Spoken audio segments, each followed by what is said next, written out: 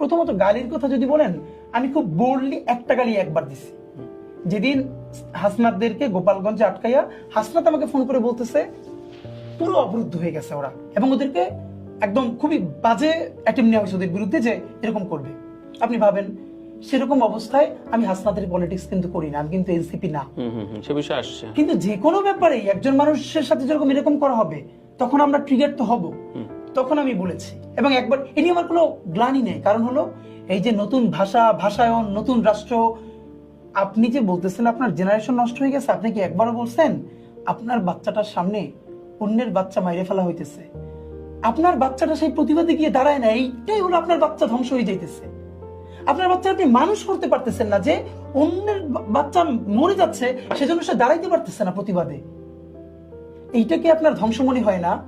আর সোসাইটিতে, এবং আবার একটা বলি, মানে প্রয়োজনীয় শব্দ বোমা আপনি বলছেন। হ্যাঁ, এবং আরেকটা ব্যাপার বলেন, আরেকটা দেখেন হলে তাদের বাচ্চারা কি ইংলিশে শব্দগুলো বলতেছেন, এইসব শব্দ বলে না, ইংলিশ মিডিয়ামের বাচ্চারা বলে না, সব বলে, কিন্তু ইংলিশের স্ল্যাং গুলোর স্ল্যাং মনে হয় না।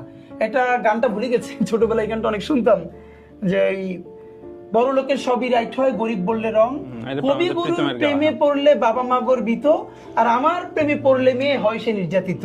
মনে হয় গালিগুলো যদি ইংলিশ হয় তাহলে পশ, এলিট, সুন্দর, এগুলো বাংলা হলে বস্তি। তো এই জায়গাটা দিয়ে আমরা ভাঙতে চাই।